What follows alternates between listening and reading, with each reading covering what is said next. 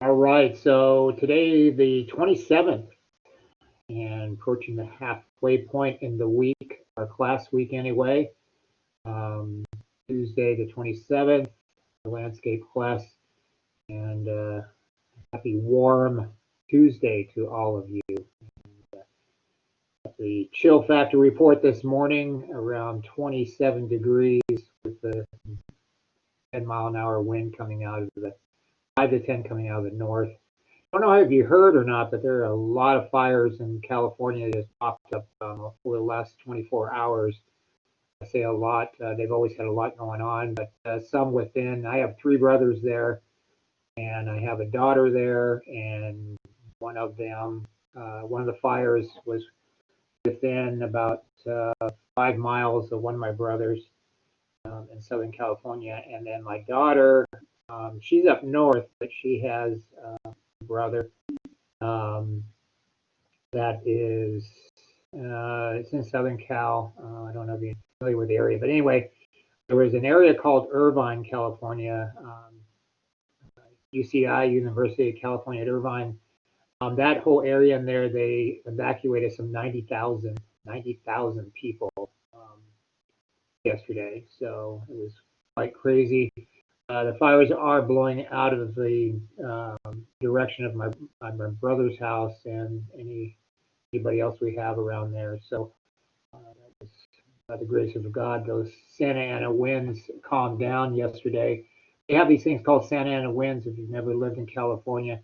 Um, they blow through the canyon there. It's the Santa Ana Canyon, and it's for the Santa Ana winds. They call Santa Ana is devil winds, basically, and they blow through there a seasonal time of the year. Um, I guess seasonal. I'm thinking, we've had them September. I remember Thanksgiving, 90-degree temperatures, and the windows open, the Santa Ana winds blowing through there, and I think Christmas time as well. So anyway, these things blow through, but they don't blow through like we have winds here that gust, 40, 50 miles an hour, whatever it is. They have sustainable winds at 40 to 60 miles an hour, just constant, just blowing, and it just wreaks havoc for firefighters, as you can imagine there. James Meek says they always had fires, but these recent years, numbers have skyrocketed. Yes, absolutely.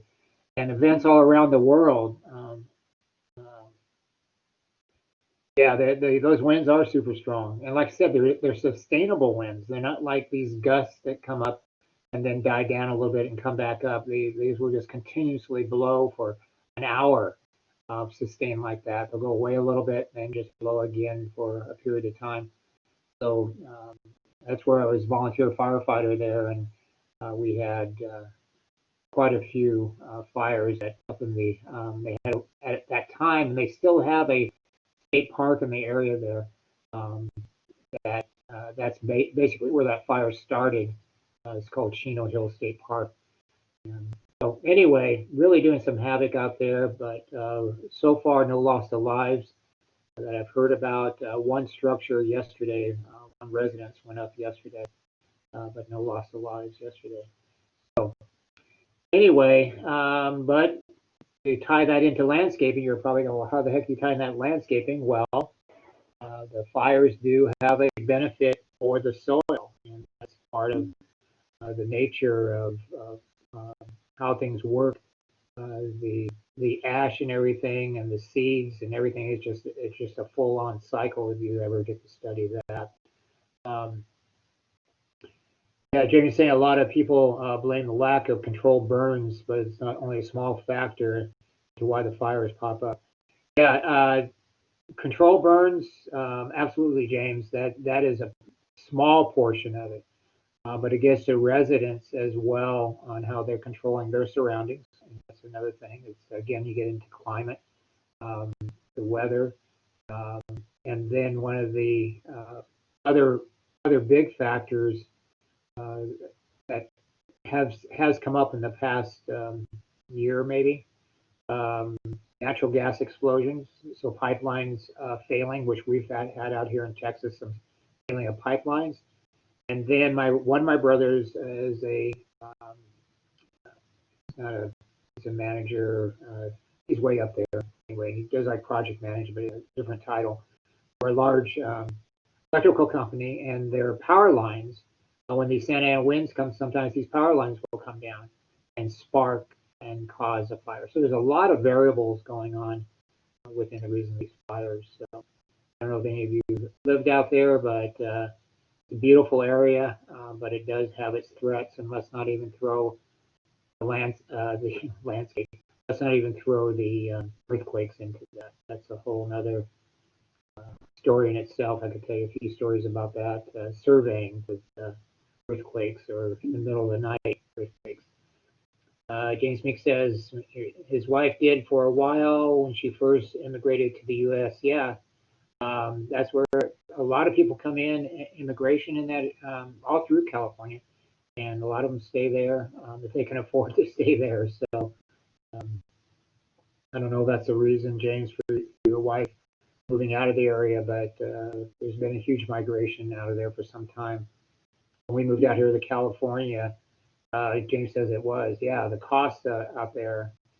James, I don't know how long ago that was, but the cost has always been higher in California, and just the cost of living, and then the natural resources as well. So a lot of variables to move, and like I said, when we moved out here in '05, I had a friend that from church, one of my friends out there, he moved out, I think, prior to us moving out there. So he was already out here in the same area.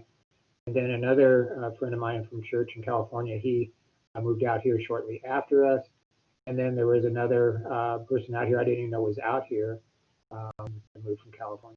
So I found them at one of the churches I was going into out here. I saw in the parking lot, I saw a California plate.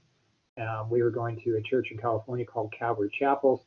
And then there was a Calvary Chapel out here. So I started attending that here. And there's a license plate from California that said Calvary Chapel on the window and California plates. Sure enough, they were from the same area that we were. So, very interesting times that we're living in with the hurricane approaching New Orleans. That poor place has just been getting hit one after another. We've had earthquakes in Alaska that caused a tsunami warning. We have huge amounts of snow that are falling early in the season. And Colorado had the snow and fires at the same time. Or snow fortunately put out the fires. There's some photos of that. It was really interesting. Just a lot going on as far as the weather, which does tie into landscaping because the landscaping is affected by the weather. It's one of the variables as we talked about yesterday. So going back to yesterday, any questions, but think about that for a second. I didn't see anything pop up. I haven't received any emails as far as questions. But yesterday we talked about the 10 points to consider when selecting plants. And does anybody know what just one of the points was in selecting plants? Anybody remember going back to yesterday? Either in the chat or turn on your mic or raise your hand, or maybe you can't remember and some of you might be pulling up the PowerPoints from yesterday. Climate, yes. James Meek says climate was one. How about knowing your site? That was number one that came across. And that's what we're doing right now is really getting to know the site that we're working on. And so then how about linking areas together? Linking the different areas together was another thing we had talked about yesterday as well. A couple of the other ones was make your plants work for you. So what are you trying to achieve in this landscape? So some of these things we have to take in consideration before we even start planning our site out. And then another consideration we have to take in, which leads us into today, is the soil. What conditions soil do we have? I know James Meek said, I think something about limestone, and I saw on his SWOT analysis that he was talking about bedrock and it sounded kind of like it was reversed, like the limestone was on top and the good soil was down below. Yeah, bedrock is 4 inches below soil. That's, not a lot of good soil to work with, right, James? That's a challenge. Iman says, make sure you pay attention to detail. That's a huge part. Thinking about the future, Iman, thank you. That is incredibly true to consider that. Yeah, James, go ahead. The soil around my place is pretty sandy. It's not like it's like a sand soil mixture, and of course the limestone bedrock just makes everything calcareous. And my mom planted a rosemary, a huge rosemary that's on the border of my property in the drawing that I did, and she added some potting soil to it, and when it mixed, it made caliche. Made what? Caliche, like almost like the soil brick, the mud brick. Oh wow, wow, yeah, that's some serious issues going on there. You know what I would, if you're really interested in landscaping and improving your yard, I would definitely have a soil analysis done either by the ag department or your local. There might be a local department there towards Dallas that you could get a soil sample, and that would really probably help you. Number one is to balance the soil out that you're trying to work with, and number two, know what soil to import. That I would highly recommend. If you really want to landscape, looking at something like that before you invest any further, because you're really up against a good challenge there. So yeah, the only advantage with the trees is if you bust down to the peat layer, they take off. We planted some peach trees when we were just moved in, and they're almost taller than the telephone pole. Oh my gosh. And that's because they finally, like after 10 years, reached that like peat layer and just went to town. Wow. So how far down is that layer? My neighbor got it analyzed on like stuff when they had their house built, and they're just right next to us, and it was 4 feet down on theirs. And we think it's a similar, maybe like 3.5, 4 feet. Yeah. Give or take a foot. Wow, that is a really a challenge. And just a side note on the peach trees, are they producing fruit? Yes. All right, cool. They produce so much that like half of it goes to waste. All right. Yeah, give it away, man. There's places that will take that for sure. Neighbors will take that. So we almost ran into that with the tomatoes, but my wife just loves baking and cooking, and not so much baking anymore. For obvious reasons, but so give that stuff away. And canning, I don't know if your wife's into canning, and there's so much you can do with that, with abundance of fruit or vegetables. So I guess, James, it's kind of a good thing and a bad thing. So really, that's a challenge I've never heard about before. So really something to consider. Yeah, we're on a big old limestone shelf. That's like most of the area I live in. That's just amazing, and what that limestone does to the immediate soil too is just really interesting. So Bluebonnets love it. What's that? Bluebonnets love the soil. Yeah, native, right? Yeah, mm-hmm. Absolutely. We'll talk about those tomorrow, a little bit about the bluebonnets. So love that. And there's people that are doing landscaping stuff because of the, I think it's basicness that the limestone causes the soil to be. I think that magnolia trees don't really like it. Yeah.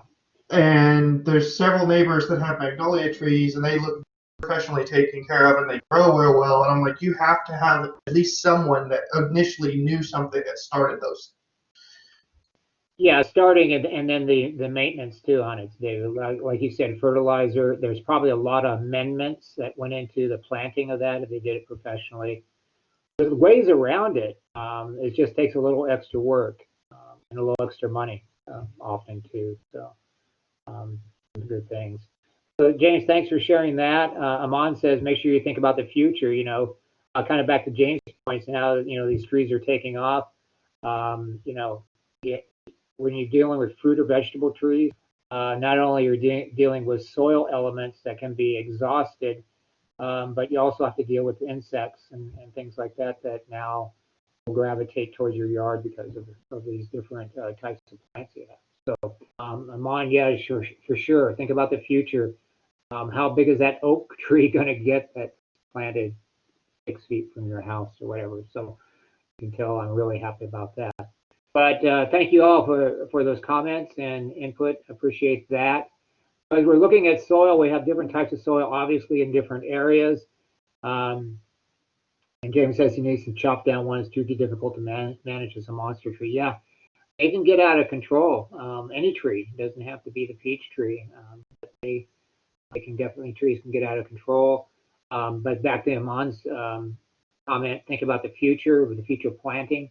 How big is that tree going to get? A little bit of investigation, again, tagged on the tree should give you the approximate height and width of a tree or a plant or a shrub. The temperature that we had talked about, the temperature zones that it does well in, we'll get a little more into. Today on the soil part, we have different types of soil that are native, and then we also have different ways that we can amend soil to help with the planting. So soil for any kind of landscape, you have to have the correct soil. So depending on what you're doing, this photo here, they're going to be laying sod.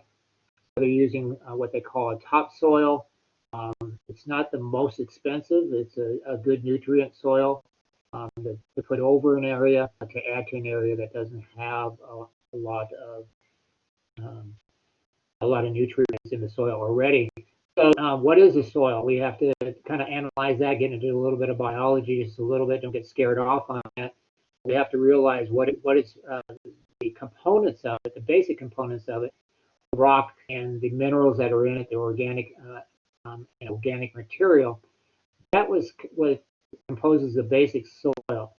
So it's the amounts of the rock minerals and the organic material that's either going to affect the soil in a negative or positive way.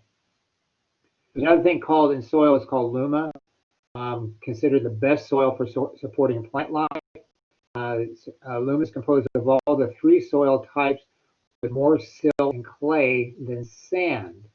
All right, and I don't know if you can see on this photo compared to the previous one. This looks a lot looser. Gravitates a little more towards what we have in our garden beds right now, our vegetable garden beds. This looks like it might be a little more compacted, but in different situations, it can be a benefit to having that. Now, with us having more clay out here, we have to kind of compromise and go in a different direction. Topsoil, there's, as I mentioned, there's a soil called topsoil. It's a layer of mixture of sand, silt, clay, and broken down organic matter. That's called humus. The humus is rich, highly decomposed organic matter. All right, so organic matter such as the leaves and we're saying dead insects. The insects I've seen in there, the worms, I like to prefer to think they're not dead. Their worms will help cultivate and add nutrients to the soil. And James says a natural composter. Yeah, we'll talk about composting. That's a great way to add organic material into that. Topsoil is the home of living things, the materials they make or they change. Okay, within that, the difference between garden soil and topsoil. So there is a difference to let you know. Again, gardening soil, vegetable gardening soil, or fruit trees, if you're going to use that type of soil, is usually a little more expensive than your topsoil. Topsoil will come in higher quantities, and as we saw by the very first or second slide, the topsoil will generally be less expensive and cover or intended to cover a larger area. So a combination of soils and textures that is designed to a target specific type of gardening project. So you have to really watch the terminology when they say a gardening project. So if I say a garden, I don't know what comes to your mind, but I expressed earlier in the semester, gardening, I always thought of it as a vegetable garden or a grove of fruit trees or something like that. That's what gardening hit me. I don't know if it was Escape to the Country, these English shows, people that are moving out of the city and they're looking for homes. My wife watches these, and I get to see some of them on a Sunday afternoon, trying to relax a little bit. And they talk about the garden. Oh, it doesn't have a very big garden. My immediate thing is, well, vegetable garden. Well, they're talking about the entire yard. That is a term that is not only used in England, but here as well. The garden is the entire yard, but gardening soil is for a specific use area, such as a vegetable garden. It can be a small garden area for annuals or perennials, where you're improving the soil nutrients for those specific plants. We can really zero in on the type of plant, soil conditions for what we're trying to achieve in the back. So humus, rich, highly decomposed organic material as well. And again, this is a great way, a great addition. So as James talked about, composter, I'm in the composting here at the house, and I can go a whole nother lecture on composting, which I will not. But what does composting mean? It's a noun, and it's a mixture of organic residues such as decomposed vegetables, manure, which we don't use. And this mixture, and you can see here just a wide variety of vegetables we put in. We have this little container on the counter, porcelain container. It kind of looks like a fire hydrant to me, but porcelain container has a little lid, and the lid has actually a filter in it, so it keeps any, which I've never really smelled anything bad coming out of that. But we'll dump eggshells, tea bags in there. My wife, coffee. She's a coffee drinker, so coffee grounds, lemon, vegetables, fruit, eggshells. We'll put in there. Of course, we banana peels, and just could go on and on. She's big on making these soups, and she'll have, she'll take the top layer of the carrots off and put those in there, orange peels. I just go on and on is what we use. So within that, we put that out there in a trash can. The bottom portion of the trash can, well, let me get back to the trash can. I have about 4 of those that I rotate everything through. The trash cans are just these plastic trash cans, and I've drilled holes in the bottom and then in the sides, spaced fairly close together. And that allows for airflow and drainage, because you don't want too much water in there. You want some, but not too much moisture in there. So I also save all the leaves, not all the leaves. That would be usually a statement way over the top. A lot of the leaves from the fall, so things are starting to come down now, and I will gather those through the mulcher on my mower and in bag, and I save those in a separate trash can. And I have right now about 1.5 trash cans from last year still. And then as we start a composting segment, in the first trash can, I will lay a layer of leaves and little twigs and whatever else was picked up in the mower. Just a small layer there, and then we start dropping our vegetables and fruit and peelings and things like that from in the house. We'll dump those, make 3 or 4 dumps from that little container there. I'll add another layer of leaves, and we keep repeating that cycle until the trash can is just about full. I let that usually sit, and there again, depends on time of year. Summertime, you'll get a lot more decomposing a lot quicker, and in the wintertime it's going to slow down now. And I just rotated the last can from summer over to the next one. So what happens is we do that layer process. It always goes through till it's up to the top. It will shrink down, but as we get to a point of compaction, that's usually when I'll flip it over. I take what's on top now, and now to the next trash can will be on the bottom. So the whole thing gets rotated, and that trash can, the second trash can, is left alone. Then I start the process again in the first trash can. And then as the second trash can sits, the first trash can now it gets refilled. I take the second trash can and go into a third trash can. And now at this point, it's almost soil.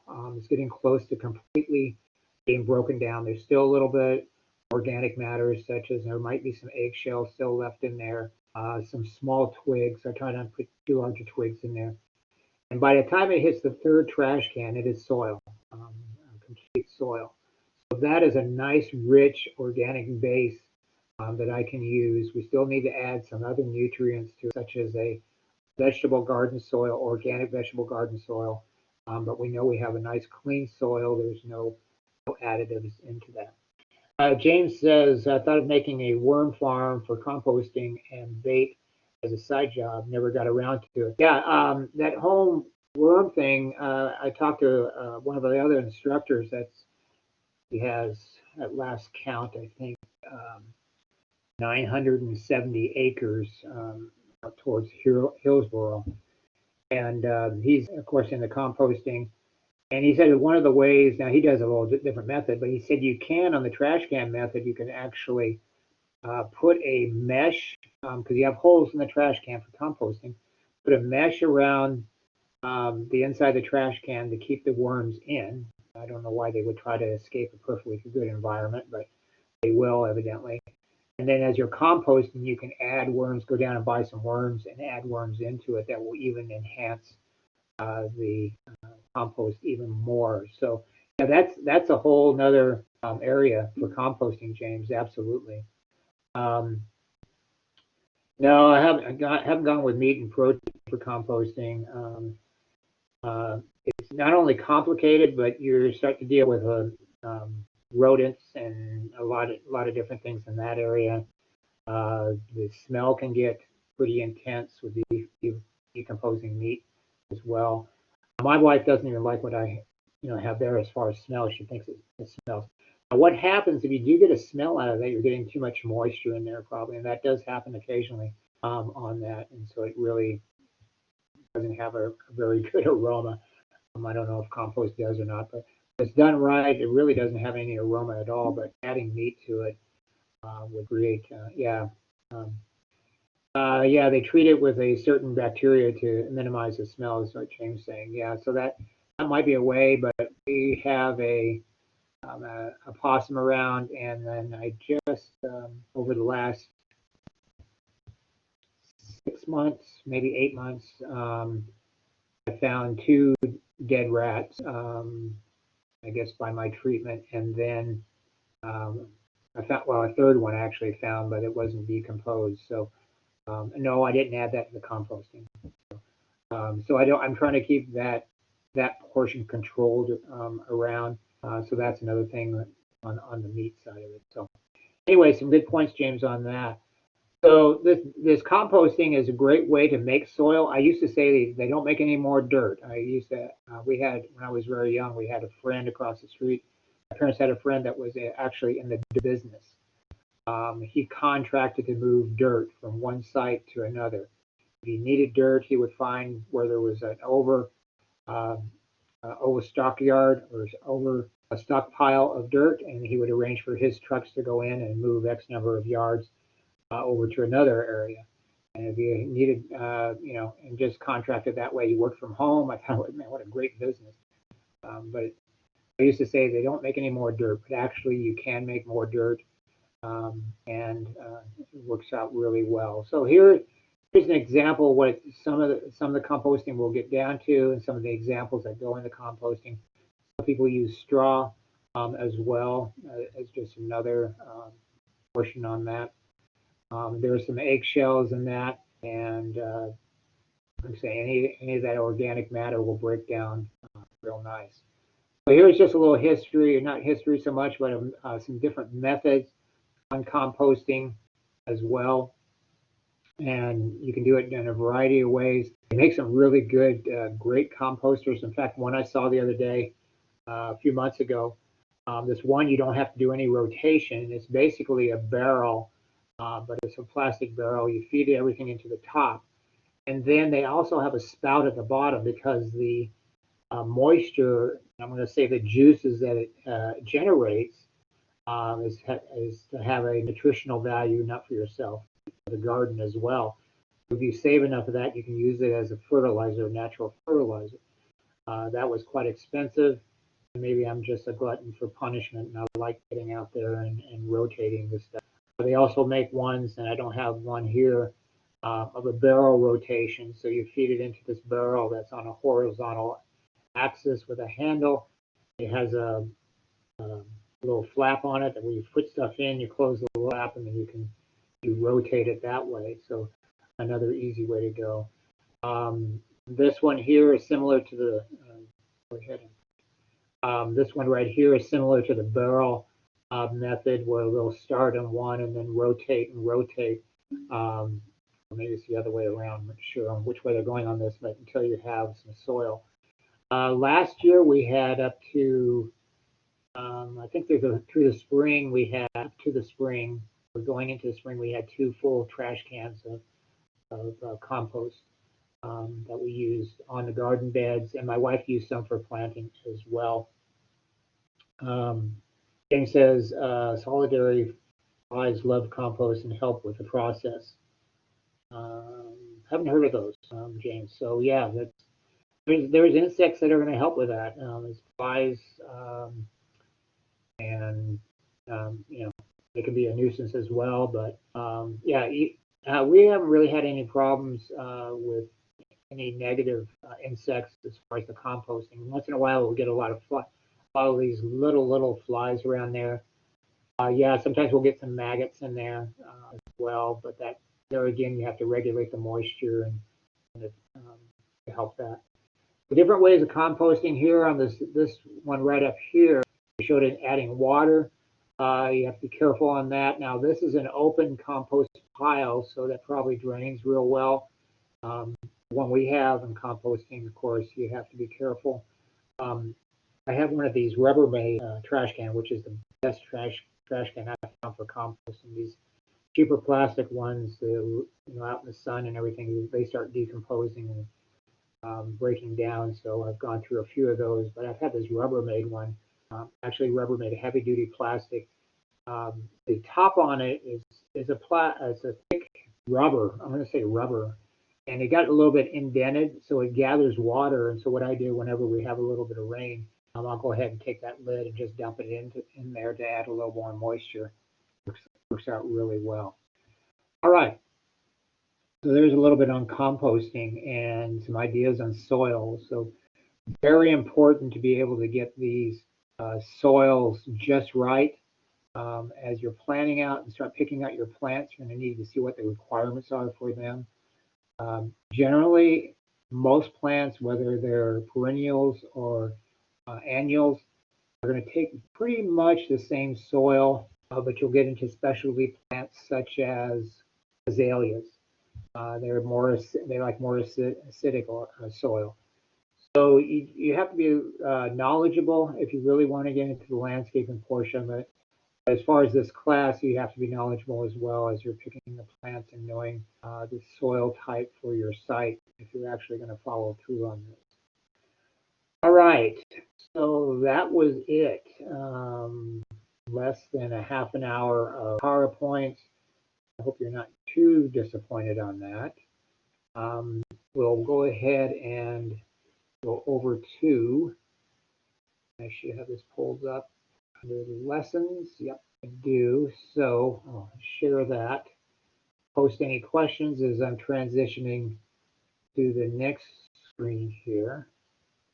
Raise your hand or open your mic if you have questions or comments on that. And I'll try to make this as smooth and as painless as possible. All right. So within this assignment this week, and hopefully we went over the how to import the maps. I've had a few little hiccups that I found yesterday from a couple students. I think we worked through those, or they worked through them. So we got that all to work. And I forgot who it was. If you want to raise your hand or chime in, that was going to do the drone, use the drone for their aerial, which is totally fine. I'm very excited about that. Zach, was that you? Who was using the drone? I don't remember who that was. Okay, so it was Zach. He says yes, it was. So very excited to see that as well, Zach.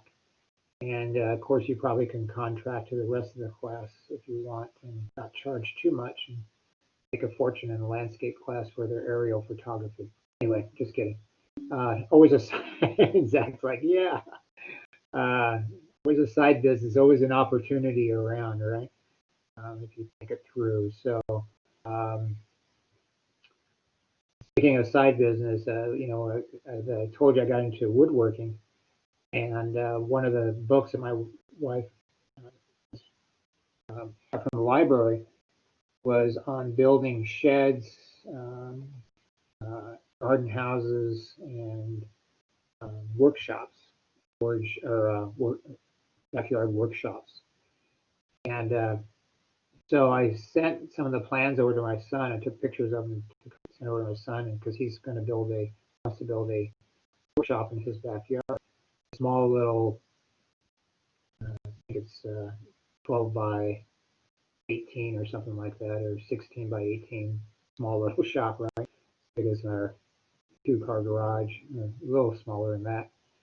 Anyway, so he sent me back last night. I haven't had a chance to look at it. This guy up in like Norway or something actually builds these shops, these either garden place, storage shed, or a workshop, and he prefabs them in his garage, and then he creates them off in his trailer and actually sets them up in people's yards. And of course, that's a business of his, and so our son's thinking along those lines as well. So always a business opportunity out there if you're looking for that. And hopefully you saw the, speaking of business, hopefully you saw the entrepreneurship scholarship funds available. That email I sent out, if you are the entrepreneur type, look into that. TCC is the only community college, I think it was in Texas, that received that funding for that entrepreneurship. So that was in an email I sent out.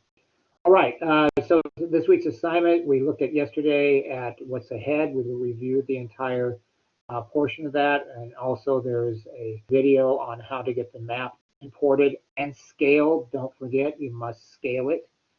And that was on the first assignment to get that in, and that will be your first assignment, and that will be on a D sheet. So after you scale that map in model space, then you will scale it again on your D sheet. All right, so it's going to be scaled in 2 different places. I'll be sending that map in on a D sheet. That's assignment 1 for yesterday.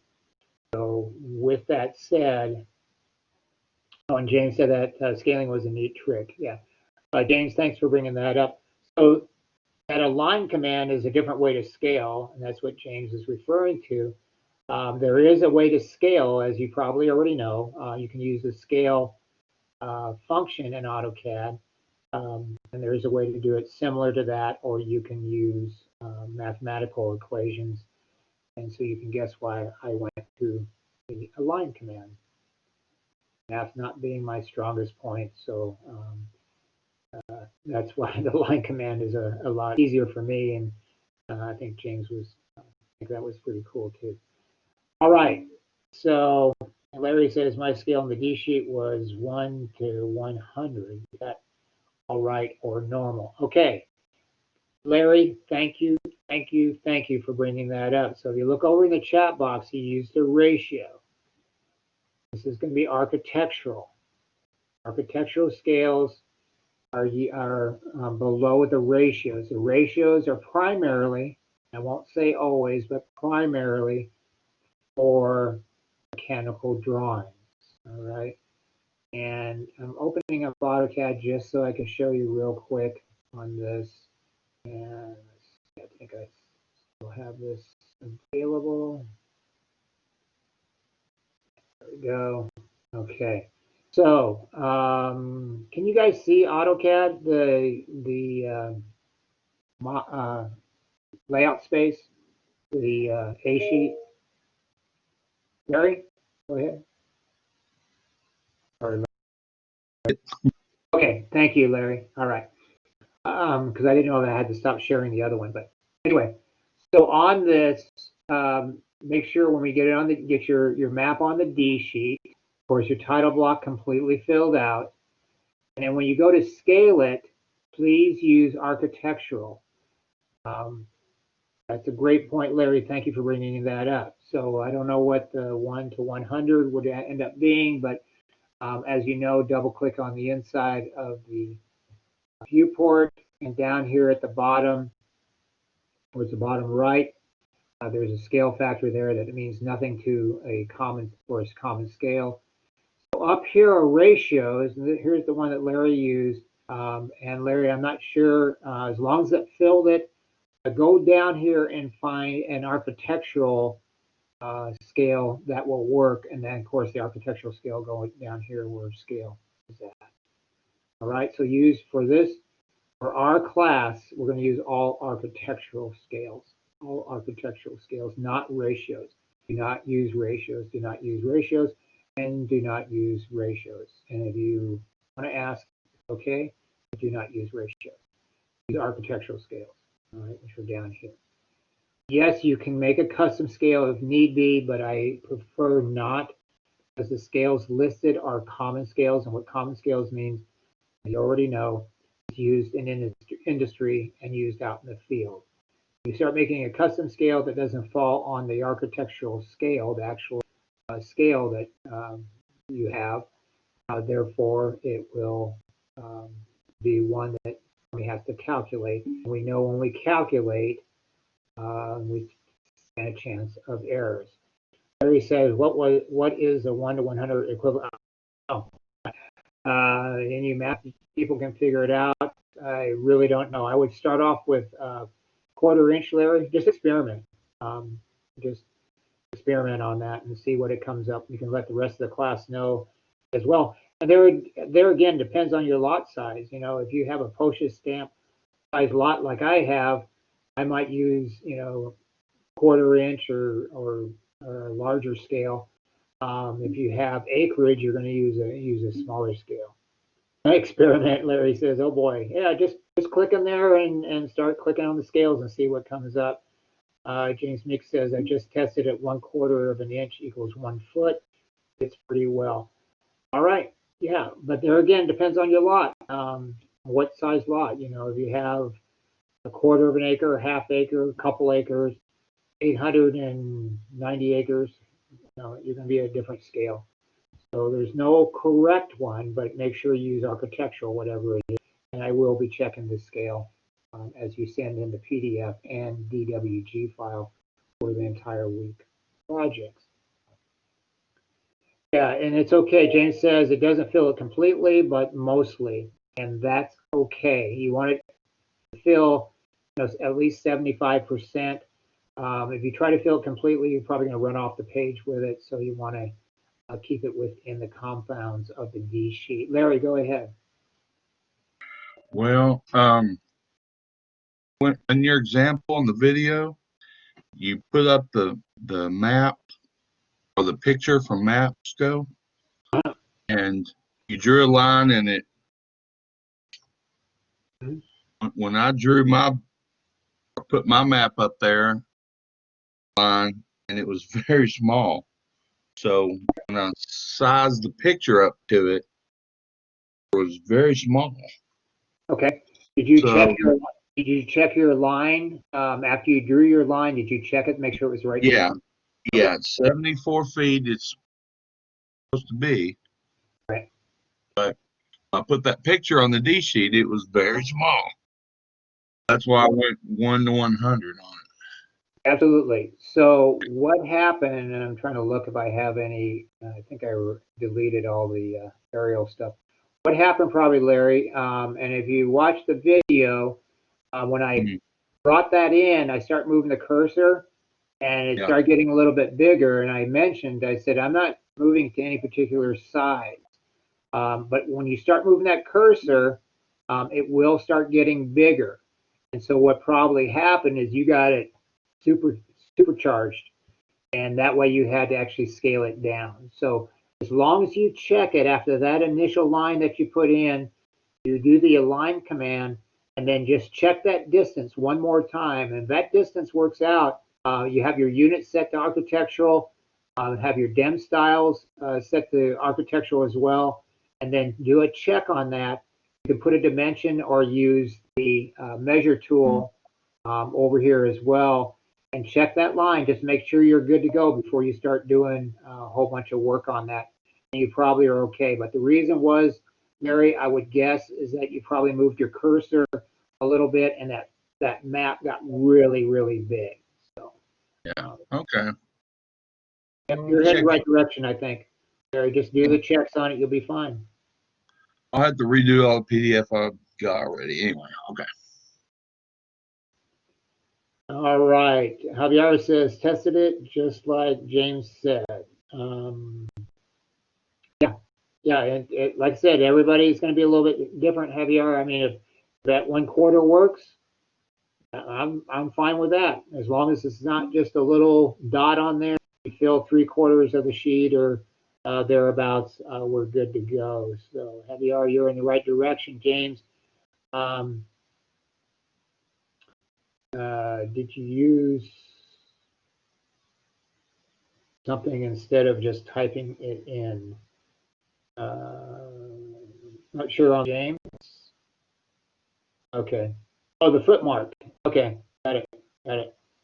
Um, okay. Yeah, just make sure you have everything set properly, your units, your gem style, or like I said, use the measure tool up here. But I would go ahead. I teach all my classes, intro class, both intro classes. I tell them the first thing you set, you open up AutoCAD. And this is just a reminder to all of you. I know you already probably know this, but set your units and your gem styles. And then as you progress and start doing more CAD drawings, the three things you'll set are your units, your gem styles, and your layers before you even start drawing. So set all those up and you should be good to go. James Mick says, oops, I have architectural style and gem styles. So that's okay. That's all right. Sometimes when it's architectural, you have to specify feet. Yeah, when you're drawing a line. Absolutely. All right. So that will wrap up looking at our assignment for assignment 1. And looks like some great questions have come through. Some good discussion here. Thank you so much for bringing those up, Larry, James, Javier, as well, Iman. No outline on the building, not yet, not on assignment 1. So we'll just read through assignment 1, look at assignment 2, and make sure you read the details in there. If there is a detail in there that I do not state that you cannot find, then yeah, please put it in the chat box or email me, either one, and I will answer that. And I can't put every single detail. I try to get as much detail in here as possible, but I can't get every single detail. And there goes my screen. Again, went blank. Today's meeting, while I was in today's meeting, my mic, fortunately, it was towards the end meeting, my mic went out. So I don't know if I need a new camera with a mic built in, or a different camera. I don't know what's going on. So I know we had that problem in one of the classes last week, in our class last week. Anyway, so any other questions on assignment 1? All right. Well, it's 1:20. Go ahead and take a break. It's 1:21. Come back at 1:31. Let me go ahead and type that in.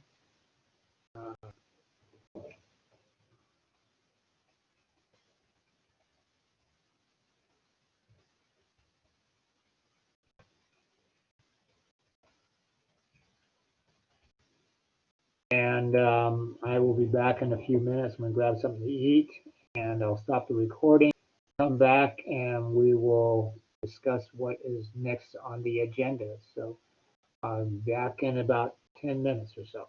All right. See you in a few. Put any questions in the chat box. I do have email open if you want to send an email or prepare a question that you can raise your hand at and ask it in class. All right. Where did I go? Lessons. All right. All right. Take care, and I'll see you in about 10 minutes.